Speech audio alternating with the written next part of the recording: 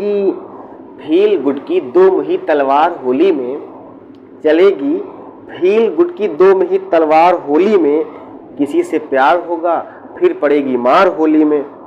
बहुत दिन बाद आए हो यहाँ सरकार होली में, बहुत दिन बाद आए हो यहाँ सरकार होली में, मगर अब भी चलाते हो पुरानी कार होली में।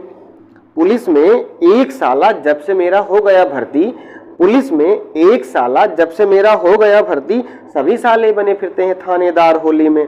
कहा कर दो विदा, कहा कर दो विदा, पर कान पर जू तक नहीं रहेंगी, ससुर साहब बने थे चीन की दीवार होली में। करो कोशिश मगर अपना तजुर्बा तो यही कहता, नहीं रुक पाएगी बच्चों की पैदावार होली में। भला हो इन चुनावों का बड़ी तब्दीलियां लाया, जो मालिक थे वही दिखते हैं खिदमतगार होली में। बढ़े हैं दाम चीनी के, हुआ महंगा बहुत खोया, नहीं टपकेगी भूले से भी किसी की लार होली में। चलेगी फील गुड की दो मुही तलवार होली में। चलिए आज हम चलते हैं, देखते हैं कुछ। हमारी आज फिजिक्स की अंतिम क्लास होगी, लास्ट क्लास है, क्योंकि बोर्ड एग्जाम बहुत नज़दीक आ चुके हैं, इसलिए हमें यहीं पर ख़त्म करना होगा। जो भी इम्पोर्टेंट टॉपिक हैं वो हम आप सबको बताए दे रहे हैं। जो मोस्ट इम्पॉर्टेंट टॉपिक जो पूरी फिजिक्स के हैं वो हम बता दे रहे हैं लगभग, है ना। वो आप सब लोग तैयार कर लीजिए, लगभग बोर्ड पेपर उसी में से क्लियर हो जाएगा। तो देखिए, जैसे हमारा कूलाम का नियम है, तो जो कूलाम का वैद्युत आवेश एवं वैद्युत विभव जो फर्स्ट चैप्टर है, इससे हमारे जो क्वेश्चन है वो कौन कौन से देखते हैं आते हैं। में इम्पॉर्टेंट हमारे टॉपिक हैं वो कौन कौन से होंगे वो आपको हम आज क्लियर कर दे रहे हैं। पहले जैसे मान लीजिए कूलाम का नियम है, तो कूलाम का नियम जो है, टोटली आप कूलाम के नियम का फार्मूला, इसकी जो वीमा है, आप FLN0 की वैद्युतशीलता, FLN0 की वीमा वगैरह, इसका मात्रक, इसका मान, ये सभी इंपॉर्टेंट हैं। कूलाम के नियम का सदिश रूप भी इंपॉर्टेंट है, ये भी आपको क्लियर होना चाहिए। ठीक है, तो ये हो गया। इसके बाद हम बात करते हैं तो आवेश का क्वांटीकरण, एक डेफिनेशन छोटी सी है, ये भी पेपर में पूछी जाती है कभी कभी, या फिर इससे जो इसके मतलब क्वेश्चन है Q ± NE है, इसके क्वेश्चन भी कभी कभी पूछ लिए जाते हैं। जैसे एक कूलाम आवेश में कितने इलेक्ट्रॉन होंगे, तो ये आप सब लोग थोड़ा सा देख लीजिएगा, पढ़ाया गया है, थोड़ा आप लोग देखिएगा ना। और देखते हैं जैसे कि वैद्युत क्षेत्र की तीव्रता, वैद्युत क्षेत्र की तीव्रता देखिए। अच्छा, इसके बाद देखिए तीव्रता तो आपको पढ़ना ही पढ़ना है। इसका जो फार्मूला है वो आप लोग जानते हैं, E = 1/4πε0 × Q/r² होता है। ठीक है, अब तीव्रता कई तरह से पूछी जाती है। तीव्रता के दो बहुत इंपॉर्टेंट फार्मूले हैं। एक तो वैद्युत द्विध्रुव की अच्छी स्थिति में तीव्रता, वैद्युत द्विध्रुव की अच्छी स्थिति में वैद्युत क्षेत्र की तीव्रता। तो एक अच्छी स्थिति में है और एक क्या है, निरक्षी स्थिति में है। ये बहुत इंपॉर्टेंट है, दोनों में से पेपर में एक न एक पूछा जाता है। ठीक है, उसके बाद जैसे तीव्रता है, तो आप देखिए जो अपने यहाँ गोलीय कोष था वो तो हट चुका है, अब वो नहीं आएगा। लेकिन जैसे दो प्लेटें हैं, मान लीजिए ऐसे दो प्लेटें हैं, तो दो प्लेटों के बीच में जो तीव्रता होती है वो एक आता है कि अनंत आकार की समतल आवेशित एक चालक चादर के कारण, एक अचालक चादर के कारण। दो प्रूफ है इसके। एक इस तरह से फिगर इसका बनता है, सब लोग को बताया गया है, थोड़ा सब लोग ध्यान दीजिएगा। तो एक इस तरह से फिगर इसका बनता है, अचालक चादर, और एक चालक चादर होता है, चालक प्लेट होता है। एक इस तरह से, और एक दो ये प्लेटें होती हैं, इनमें से एक प्लस एक मतलब माइनस होता है। तो ये प्लेटें, ये दो प्रूफ है तीव्रता के, बहुत इंपॉर्टेंट, पेपर में पूछे ही जाते हैं। एक में प्रूफ होता है E इक्वल टू, इसमें प्रूफ होगा sigma upon 2 file an not, और इसमें जो प्रूफ होता है वो होता है E equal to sigma upon epsilon naught. Okay, तो ये बहुत इंपॉर्टेंट प्रूफ है, आपको ध्यान देने हैं, पेपर के लिए इंपॉर्टेंट है। यदि हम इसके बाद बात करें तो तीव्रता में बस इतने आप रखिएगा। एक इसके बाद और एक इंपॉर्टेंट फार्मूला है, वो इंपॉर्टेंट क्या है देखिए, बहुत इंपॉर्टेंट है, गॉस की प्रमेय। गॉस की प्रमेय का जो प्रूफ है बहुत इंपॉर्टेंट है। तो गॉस की प्रमेय का जो प्रूफ है आप सबको ध्यान रखना होगा, और गॉस की प्रमेय तो आप सब लोग मतलब पढ़ ही लेंगे। इसका प्रूफ भी है ना, डेरिवेशन निगमन है सूत्र का, और इसकी डेफिनेशन, इसका फार्मूला, ठीक है। और देखिए वैद्युत फ्लक्स आप सबको पढ़ना है। फ्लक्स के बाद हम आते हैं गॉस के प्रमेय के अनुप्रयोग में। एप्लीकेशन अगर देखें तो एप्लीकेशन में पता है आपको क्या क्या आता है। एप्लीकेशन में सबसे इंपॉर्टेंट जो है वो है गॉस की प्रमेय से कूलाम के नियम की उत्पत्ति। कूलाम के नियम की उत्पत्ति बहुत इंपॉर्टेंट है।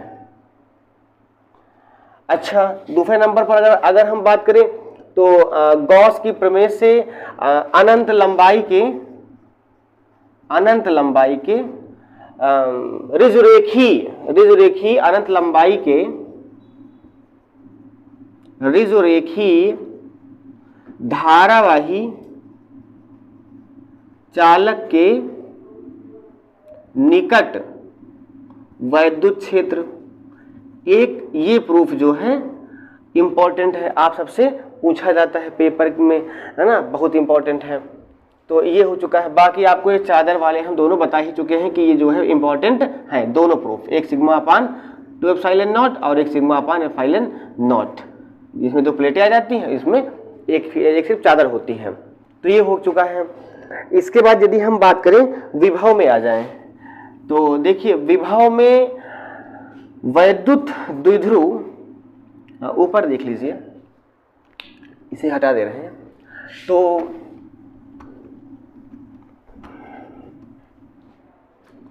वैद्युत द्विध्रुव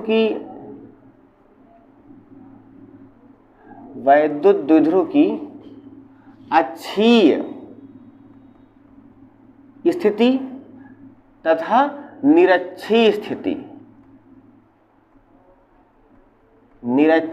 स्थिति में वैद्युत विभव दो होते हैं। इसके प्रूफ है, एक अक्षीय में और एक निरक्षीय में। निरक्षीय में तो 0 हो जाता है, लेकिन अक्षीय वाले में आता है 1/4 pi naught into Q upon R. तो ये आ जाता है, इंपॉर्टेंट है आपका। यदि हम इसके बाद और देखें तो विभव में तो बस यही रख लीजिए आप।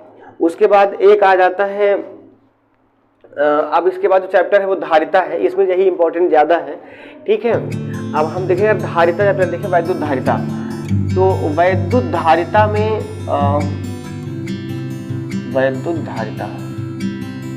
धारिता में प्रूफ, दो प्रूफ बहुत इंपॉर्टेंट हैं। एक तो है जो संधारित्र होता है, संधारित्र की प्लेटों के बीच संचित ऊर्जा का सूत्र, संचित ऊर्जा U बराबर half CV², important, most important है। एक ये प्रूफ हो गया। यदि हम इसके अलावा एक दो तीन चार और प्रूफ देखते हैं इसी जनरल चैप्टर से जो कि ज़्यादा इंपॉर्टेंट, ठीक है, पेपर के लिए बहुत इंपॉर्टेंट है, वो हम लोग देख ले रहे हैं। जैसे कि अगर हम बात करें तो एक आता है संधारित्र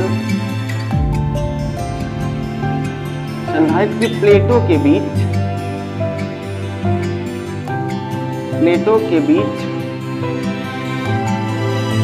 यदि कोई परावैद्युत पदार्थ भर दिया जाए पूरे माध्यम में, पूरे दोनों प्लेटों को पूरे स्थान में क्या भर दिया जाए, कोई परावैद्युत पदार्थ भर दिया जाए, भर दिया जाए तो जो है इनके बीच धारिता क्या होगी, तो धारिता क्या होगी, तो जो संधारित्र उसकी धारिता क्या होगी। और एक क्या आ जाए कि यदि प्लेटों के बीच जो है आंशिक मोटाई, आंशिक भाग में या कह दो स्मॉल टी मोटाई की, स्मॉल टी मोटाई की पट्टिका रखी हो, तो पट्टिका रखी हो तो इसका प्रूफ क्या होगा। ठीक है, बहुत इंपॉर्टेंट है, आपको समझे में जैसे लिखा है वही नहीं आ रहा है तो हम मुंह से बोल भी रहे हैं, है ना, आप लोग देख लीजिएगा, हम मुंह से बोल पूरा रहे, सिर्फ लिख ही थोड़ा थोड़ा रहे हैं।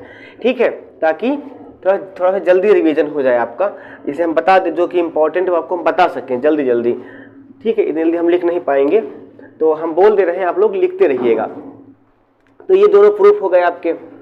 यदि हम इसके बाद देखें, यदि हम इसके बाद और देखें तो इसमें एक आता है उभयनिष्ठ विभव, वो भी इंपॉर्टेंट है। उभयनिष्ठ विभव, उभयनिष्ठ विभव थोड़ा आप लोग देखिएगा, बहुत इंपॉर्टेंट प्रूफ इसका थोड़ा सा छोटा सा है, ज़्यादा बड़ा प्रूफ नहीं है, फार्मूला इसके लिए इंपॉर्टेंट है इसका। और उसके बाद इसी में है संधारितों के पुनर्वितरण के कारण, किसी संधारित्र में आवेश के पुनर्वितरण के कारण जो है उनके बीच जो धारिता है वो कितनी होगी। ठीक है, आवेश के पुनर्वितरण, ध्यान दीजिएगा, आवेश के पुनर्वितरण में ऊर्जा हानि का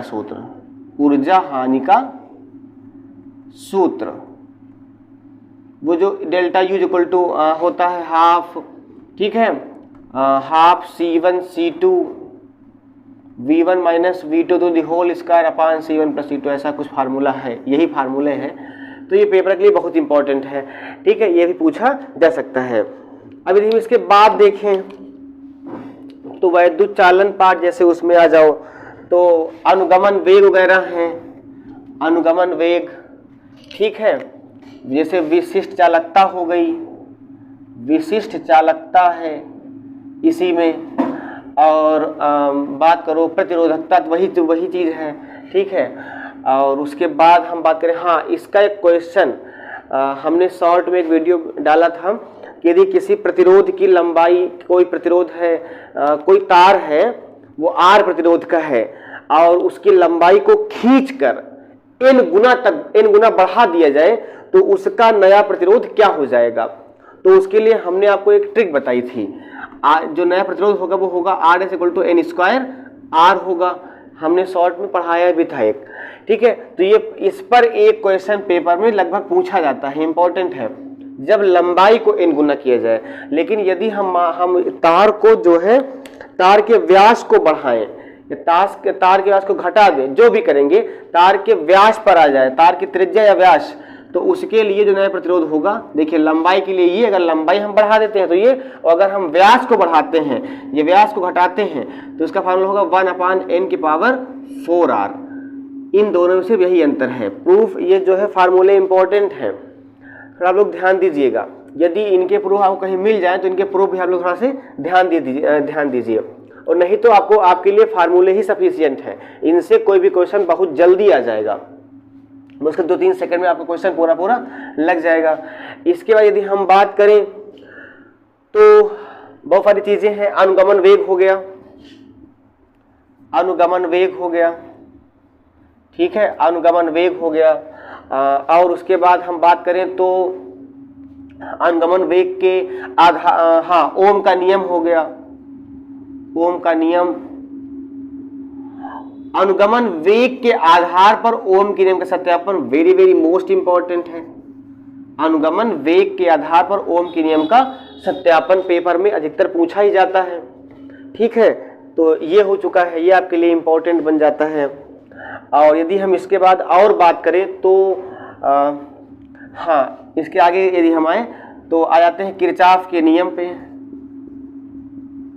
किरचॉफ के नियम पे। किरचॉफ के जो दोनों नियम हैं वो आपके लिए बहुत इंपॉर्टेंट है। दोनों नियम, किरचॉफ का प्रथम नियम उसे हम लोग कहते हैं धारा का नियम या फिर संधि का नियम भी कहते हैं, और ये जो है द्वितीय नियम इसे हम लोग लूप का नियम भी कहते हैं। ठीक है, लूप का नियम कह दो या फिर आप केवीएल कह दो, किरचॉफ वोल्टेज लॉ कह सकते हो आप। ठीक है, तो एक ये होता है, या फिर बंद पास का नियम भी इसे कह सकते हो आप किरचॉफ के द्वितीय नियम को। और जो प्रथम नियम है वो संधि का नियम होता है, या उसे केसीएल भी कहते हैं, किरचॉफ करंट लॉ भी कहते हैं। तो ये चीजें हो गई। अब यदि हम इसके बाद देखें, किरचॉफ के नियम के बाद आते हैं तो इसी में अपना एक आता है व्हाइटस्टोन सेतु। बहुत important, very very most important है, पेपर में लगभग हर बार पूछा गया है। व्हाइटस्टोन सेतु हमने पढ़ाया है। व्हाइटस्टोन सेतु ये जो है क्या होता है, इसका सिद्धांत भी आता है। इसकी कार्यविधि पेपर में पूछी जाती है, पूरा प्रोसेस हमने पूरा बहुत अच्छे से करवाया है। आप लोग वीडियो जा करके जो क्लास है इसकी वो आप लोग देख लीजिएगा, बहुत इंपॉर्टेंट है। और इसके बाद यदि हम बात करें व्हाइटस्टोन सेतु के बाद, तो एक है मीटर सेतु या फिर मीटर ब्रिज। तो ये दोनों, तो ये भी इंपॉर्टेंट थोड़ा बहुत हो जाता है। ठीक है, और वोल्ट मीटर तो ये चाहे ना करिएगा, लेकिन थोड़ा जो व्हाइटस्टोन सेतु है वो ज्यादा इंपॉर्टेंट है। इन तीनों में ज्यादा इंपॉर्टेंट क्या, व्हाइटस्टोन ब्रिज ही इंपॉर्टेंट है। ये चाहे दो तैयार ना हो फिर भी कोई बात नहीं, लेकिन व्हाइटस्टोन सेतु बहुत ज्यादा इंपॉर्टेंट पेपर के लिए है। और यदि इसके बाद हम और आगे बढ़े तो आपका जाता है जो प्रतिरोधों का संयोजन है, प्रतिरोधों का संयोजन थोड़ा एक बार ध्यान दीजिएगा, है ना, देख लीजिए, बाकी ज़्यादा इंपॉर्टेंट नहीं है। और जैसे हाँ, संधारित्रों का संयोजन इंपॉर्टेंट है। संधारित्रों का संयोजन, संधारित्र का मतलब रहा कि जैसे कि संधारित्रों का संयोजन होता है, दो क्रम से होता है इनका जो है कॉम्बिनेशन, मतलब संयोजन। एक तो समांतर क्रम संयोजन, और एक श्रेणी क्रम संयोजन। थोड़ा ये चीज आप लोग देख लीजिएगा, है ना, पेपर में पूछी जाती है चीजें। और इसके बाद यदि हम बात करें तो अब हम धीरे धीरे आते हैं चुंबकत्व के चैप्टर में आते हैं। तो देखिए उसमें क्या हुआ, वैद्युत चुंबकीय प्रेरण। उसमें यदि हम आए तो देखिए वो चैप्टर तो कुछ खास ही इंपॉर्टेंट है, हमने उसको पढ़ाया है, हमने मतलब पढ़ाया उसको। तो उसमें कुछ जैसे प्रूफ है, जैसे मान लीजिए रहा आपका, एक तो रहा अन्योन्य प्रेरकत्व और अन्योन्य, दोनों अलग चीजें हैं, अन्योन्य प्रेरण और अन्योन्य प्रेरकत्व। और एक आता है स्वप्रेरकत्व और स्वप्रेरण, ये दोनों अलग अलग चीजें हैं, ध्यान दीजिए। अन्योन्य प्रेरकत्व, अन्योन्य प्रेरण, स्वप्रेरकत्व, स्वप्रेरण। ये इनमें से पेपर में एक न एक पर टिप्पणी पूछी ही जाती है पेपर में, तो ये आपके लिए इंपॉर्टेंट हो जाती हैं चीजें। और उसके बाद यदि हम बात करें तो और आ जाइए आप उसमें इसके आगे जो प्रूफ है कुछ, किसी कुंडली, एक तो किसी लूप के अक्ष पर चुंबकीय क्षेत्र, एक इसमें रहा कि किसी लूप के अक्ष पर चुंबकीय क्षेत्र, लिखते रहिए, नोट करते रहिएगा आप। लूप कोई है तो लूप के अक्ष पर चुंबकीय क्षेत्र। और एक इसका एक और प्रूफ है, कोई कुंडली है और कुंडली में फेरों की संख्या n है, तो इसके अक्ष पर चुंबकीय क्षेत्र, ठीक है, अक्ष पर चुंबकीय क्षेत्र होता है। और जैसे हम बात करें तो कोई अनंत लंबाई का ऋजुरेखी धारावाही चालक है, अनंत लंबाई का ऋजुरेखी धारावाही चालक है, तो उससे जो है स्मॉल x दूरी पर कोई एक बिंदु P है, तो उस पर जो है चुंबकीय क्षेत्र क्या होगा, ये भी आपके लिए इंपॉर्टेंट है। ठीक है, कुंडली के केंद्र पर चुंबकीय क्षेत्र और कुंडली के अक्ष पर चुंबकीय क्षेत्र, थोड़ा दोनों ध्यान दीजिएगा आप लोग। जैसे कोई कुंडली है तो उस कुंडली के, कोई मान लीजिए कुंडली है तो उस कुंडली के केंद्र पर चुंबकीय क्षेत्र और उसके अक्ष पर किसी बिंदु पर चुंबकीय क्षेत्र, दोनों में से दोनों इंपॉर्टेंट हैं, कोई ना कोई पेपर में आ ही जाती है। और यदि हम इसके बाद बात करें और कुछ, तो हम देखते हैं, बता ही दिए हैं, जो देखिए धारावाही, कोई अगर धारावाही चालक है तो इसके कारण किसी बिंदु पर चुंबकीय क्षेत्र क्या होगा, एक ये हो जाता है। और हम इसके बाद बात करते हैं, अगर थोड़ा सा और आगे बढ़ते हैं, ठीक है, इसमें जो भी इंपॉर्टेंट आता जाएगा आपको बताते जाएंगे भी, ठीक है, नहीं तो आगे बढ़ते हैं। इसके बाद आता है प्रत्यावर्ती धारा, प्रत्यावर्ती पाठ है ना, अल्टरनेटिंग करंट चैप्टर। इसमें जो है आपके लिए बहुत ज्यादा इंपॉर्टेंट बन जाता है LCR का फार्मूला। LCR जो सर्किट होता है, कौन सर्किट, LCR सर्किट, ठीक है, LCR सर्किट आपके लिए कुछ ज्यादा इंपॉर्टेंट हो जाता है, ठीक है। इसका एक प्रूफ आता है, इसका प्रूफ आता है Z इक्वल टू फार्मूला होगा √R² plus XL minus XC का होल स्क्वायर। ये जो है परिपथ की प्रतिबाधा होती है, XL जो होता है वो प्रेरक की प्रतिघात होता है, और ये जो XC होता है धारतीय प्रतिघात होता है, R तो प्रतिरोध है ही है। तो ये प्रूफ थोड़ा आप लोग ध्यान दीजिएगा, ये रिलेशन आपसे पूछा जाता है। और इसके बाद आता है अनुनाद की अवस्था, थोड़ा आप लोग ध्यान दीजिए, है ना, अनुनाद की अवस्था क्या होती है, उसमें कलांतर आप लोग देख के जाइएगा, ठीक है। एल सर्किट पढ़ लीजिएगा और सी सर्किट पढ़ लीजिएगा। एल सर्किट, सी सर्किट क्या होता है, इनमें जो है वोल्टेज और करंट में कलांतर कितना होता है, ध्यान सुनिएगा। एल सर्किट और सी सर्किट में, एल सर्किट में पहले पढ़ेंगे हम, ये बात देखेंगे, है ना, कहीं से मिल जाए आपको, बहुत बढ़िया रहेगा। थोड़ा क्वेश्चन बैंक या कहीं से देख लीजिएगा, क्वेश्चन बैंक आपको मिल ही जाएगा। एल सर्किट और सी सर्किट में वोल्टेज और करंट, धारा और विभवांतर के बीच जो ग्राफ बनता है ना, वो क्या होता है, उसमें कौन अग्रगामी होता है, क्या पश्चगामी होता है।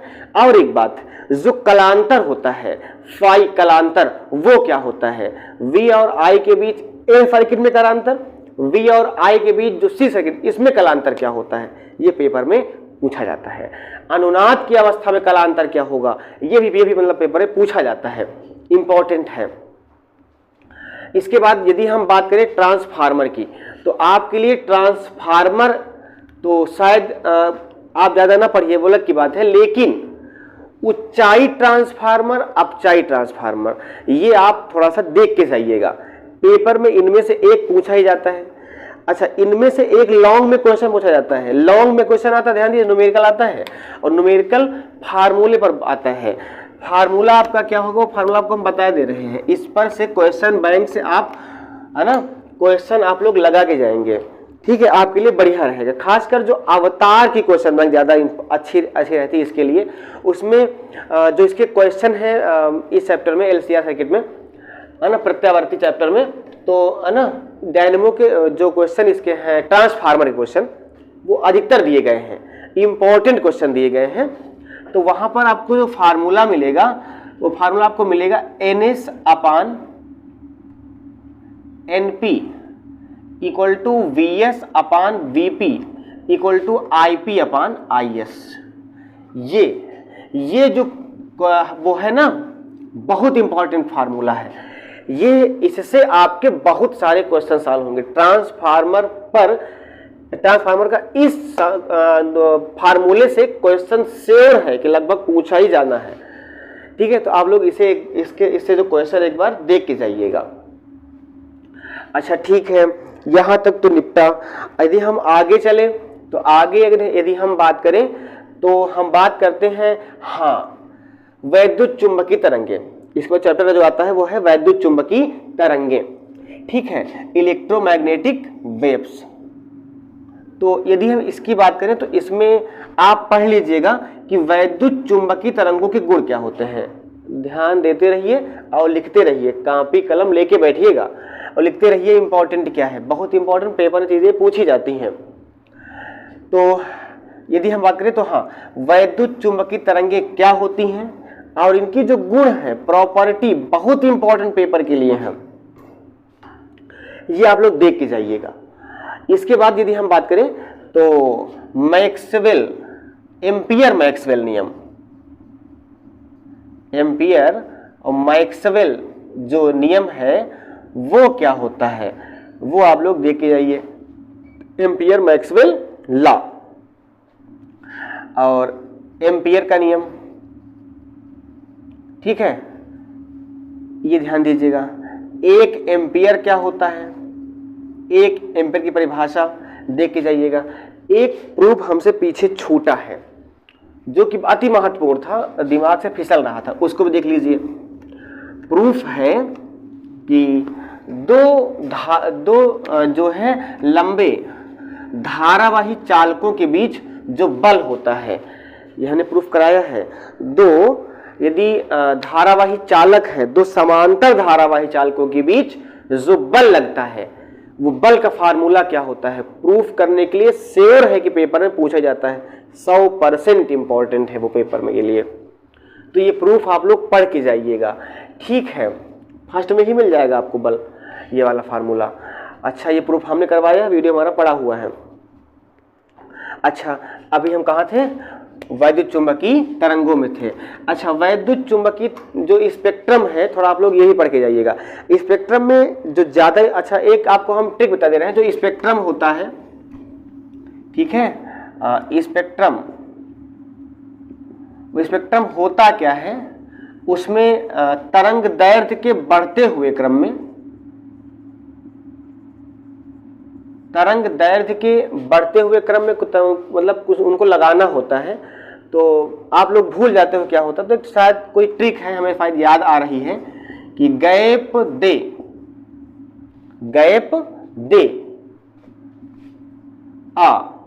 ठीक है, गैप दे, उसके बाद आ जाते हैं अवरक्त हो गया, ठीक है, उसके बाद 1 2 3 4 5, ठीक है, सबसे अधिक सबसे ज्यादा है असुरे, हाँ ठीक है, गैप दे असुरे। ये ट्रिक थोड़ा आप लोग ध्यान दीजिएगा, बता दे रहे हैं क्या चीज है। तरंग दैर्ध्य के बढ़ते हुए क्रम में जो तरंगे हैं, किरणें हैं, उनको लगाया गया है इसमें। गा से गामा किरणें, ए से एक्स किरणें, पा से पराबैंगनी किरणें, दे से दृश्य तरंगे, आ से आवरक तरंगे, सु से सूक्ष्म तरंगे, रे से रेडियो तरंगे, ठीक है। ये एक लाइन से तरंग के बढ़ते हुए क्रम में इनको लगाया गया है। तो ध्यान दिए रहना कि कौन सी किरण के बाद कौन सी किरण आती है, तरंग दैर्ध्य का बढ़ता हुआ क्रम है ये, ठीक है। अच्छा, तो इनमें जैसे गामा होगी तरंग, गामा हो गया, एक्स किरणें हो गई हैं, और सूक्ष्म तरंगे हो गई, सूक्ष्म तरंगे, और रेडियो तरंगे हो गई। रेडियो, सूक्ष्म, एक्स और गामा, ये चार में से कोई ना कोई पेपर में पूछी ही जाती है। इनकी तरंग दैर्ध्य हो गई, इनकी आवृत्तियां हो गई, ये पेपर में अधिकतर पूछी जाती हैं। तो इनको थोड़ा आप लोग देख के जाइएगा। इसके बाद अब आते हैं सेकंड पेपर में, ठीक है, बस यहीं तक रखिएगा, ज़्यादा नहीं। और यदि हम बात करें सेकंड पेपर की, तो सेकंड पेपर में आप लोग पढ़ के जाइएगा परावर्तन। परावर्तन यदि आप पढ़ेंगे तो परावर्तन के नियम पढ़ लीजिएगा, प्रकाश का अपवर्तन पढ़ लीजिएगा, अपवर्तन के नियम पढ़ लीजिएगा। ये छोटी डेफिनेशन है लेकिन अति महत्वपूर्ण है, ठीक है। प्रकाश का परावर्तन, परावर्तन के नियम, प्रकाश का अपवर्तन, अपवर्तन के नियम की बात हो गई। इसके बाद इसी प्रकाश के अपवर्तन के नियम में आएगा आपको स्नेल का नियम, ठीक है, ये आ जाएगा। इसके बाद अगर यदि हम बात करें तो इसके बाद मानव नेत्र, हाँ आपके इंटर में मानव नेत्र भी है, तो मानव नेत्र एक बार जरूर देख के जाइएगा, ठीक है, मानव नेत्र देख के जाइएगा। उसके बाद यदि हम बात करें, हाँ तो लेंस के चैप्टर में, अच्छा भाई दर्पण के देख लीजिए। तो दर्पण में यदि हम बात करें तो अवतल पर ध्यान दीजिए, दो प्रूफ है इसके हमने करवाए हैं। अवतल पृष्ठ द्वारा प्रकाश के अपवर्तन का सूत्र और जो उत्तल द्वारा प्रकाश के अपवर्तन का सूत्र, ये दोनों इंपॉर्टेंट हैं। दोनों में से कोई एक पेपर में पूछा जा सकता है। वैसे अधिकतर अवतल दर्पण से आता है प्रकाश के अपवर्तन का सूत्र, लेकिन आप उत्तल वाला भी आप लोग पढ़ के जाएंगे, ठीक है। अच्छा ठीक है, इसके बाद हम बात करें लेंस मेकर सूत्र की। तो लेंस मेकर सूत्र भी इंपॉर्टेंट है, ठीक है। लेंस मेकर सूत्र बहुत इंपॉर्टेंट है पेपर के लिए, ज़्यादा है ना, थोड़ा ध्यान दीजिएगा आप लोग। और हम आगे अगर बात करें तो लेंस खत्म हो गया। और देखिए तो लेंस में कुछ और चीज़ें भी हैं। लेंस द्वारा प्रतिबिंब का बनना, ठीक है। लेंस द्वारा प्रतिबिंब का बनना, उत्तल लेंस द्वारा कि प्रतिबिंब उसके देखिए कुछ स्थितियाँ होती है, जैसे अक्ष से मतलब उसके फोकस पर रखी हो, लेंस के फोकस पर कोई रखी हो तो प्रतिबिंब कहाँ बनेगा, और दुगनी फोकस पर रखी हो तो प्रतिबिंब कहाँ बनेगा, अनंत पर रखी हो वस्तु तो कहाँ बनेगा। ये चीजें हैं, तो आप लोग इनको पढ़ के जाइएगा। प्रतिबिंब कैसे बनते हैं उत्तल लेंस द्वारा, ये आपको पढ़ के जाना होगा, ठीक है। तो ये बात भी क्लियर हो गई। इसके बाद यदि हम आते हैं तो अब हम आते हैं हाइगेंस की तरंग सिद्धांत पे। तो हाइगेंस का जो तरंग सिद्धांत है वो पेपर के लिए अति महत्वपूर्ण है, ठीक है, ठीक है। और उसके बाद का हाइगेंस की द्वितीयक तरंगिकाओं, हाँ देखिए इंपॉर्टेंट चीज आ गई, हाइगेंस की द्वितीयक तरंगिकाओं का सिद्धांत पेपर के लिए बहुत इंपॉर्टेंट है, ठीक है। ये भी आप लोग पढ़ के जाइए। और उसके बाद है हाइगेंस की द्वितीयक तरंगिकाओं के सिद्धांत के आधार पर प्रकाश के अपवर्तन की व्याख्या और इसके परावर्तन की व्याख्या पेपर में दोनों पूछी जाती हैं। दोनों में से कोई एक न पूछी जाएगी। क्या हाइगेंस के द्वितीयक तरंगिकाओं के सिद्धांत के आधार पर प्रकाश के अपवर्तन की व्याख्या और प्रकाश के परावर्तन की व्याख्या, ये पेपर में दोनों में से कोई एक न एक पूछी ही जाती है, ठीक है। तो आपका ये हो गया। और उसके बाद यदि हम बात करें तो हाइगेंस तो खत्म हो गए हैं। हाँ, प्रकाश का व्यतिकरण ये आपके लिए इंपॉर्टेंट हो जाता है, तो आप प्रकाश का व्यतिकरण पढ़ के जाएंगे, ठीक है। हाँ, एक जो प्रूफ न्यूमेरिकल आता है, न्यूमेरिकल किस फार्मूले पे आएगा ध्यान दीजिएगा। न्यूमेरिकल आएगा तीव्रता और आयाम में रिलेशन, जो तीव्रता है और जो आयाम में रिलेशन, ध्यान दीजिए।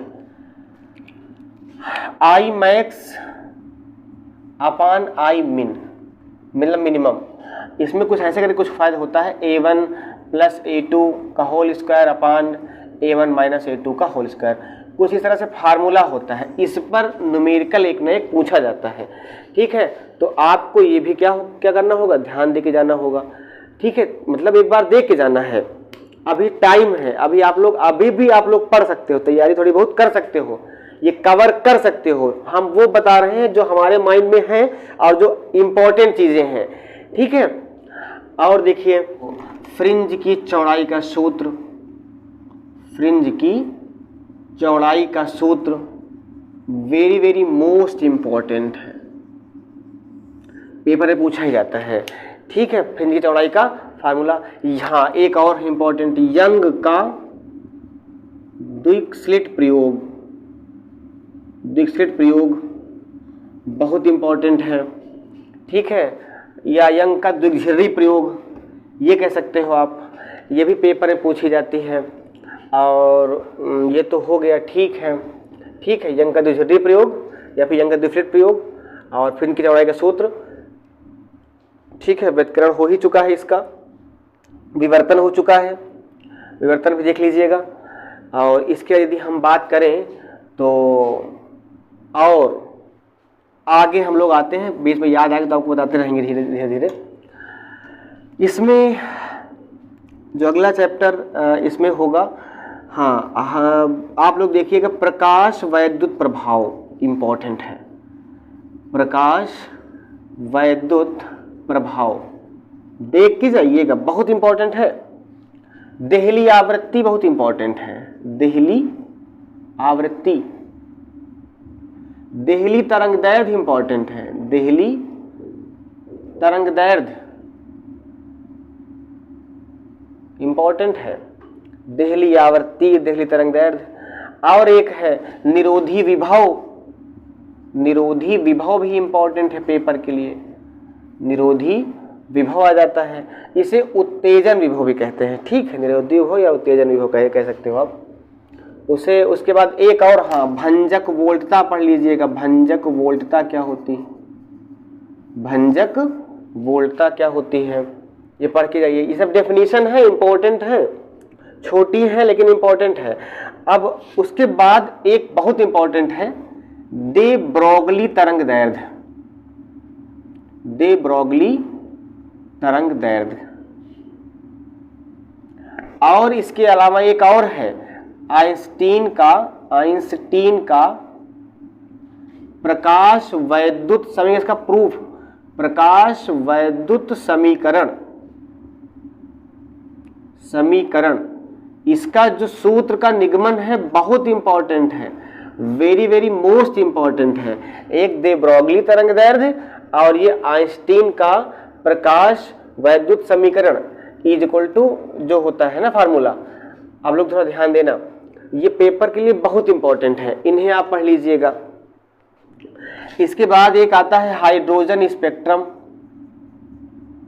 हाइड्रोजन स्पेक्ट्रम, ठीक है, हाइड्रोजन स्पेक्ट्रम पढ़ के जाइएगा। और जैसे इसमें जो आती हैं श्रेणियां हैं कुछ स्पेक्ट्रम में, बामर, लाइमन, बामर, पाश्चन, ब्रैकेट, फुंड, 5 श्रेणियां हैं, लाइमन, बामर, पाश्चन, ब्रैकेट, फुंड। इनमें से कोई न कोई पेपर में पूछी जा सकती है, इनके तरंगदैर्ध्य का सूत्र होता है, ठीक है, वो आपसे पूछा जा सकता है, थोड़ा थोड़ा ध्यान दे के जाना। और जो है ये तो हो ही गया, ठीक है, ठीक है। तो जो हाइड्रोजन स्पेक्ट्रम ज़्यादा इंपॉर्टेंट है। हाँ, एक और चीज़ इंपॉर्टेंट है, बोहर का परमाणु मॉडल, बोहर का परमाणु मॉडल, परमाणु मॉडल, ठीक है, ये भी इंपॉर्टेंट है।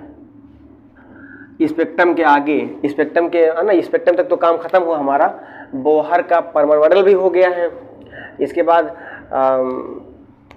उसके आगे यदि हम आए, ठीक है, तो एन टाइप अर्धचालक, पी टाइप अर्धचालक, ठीक है, एन टाइप अर्धचालक, पी टाइप अर्धचालक, पीएन फंज डायोड, ठीक है।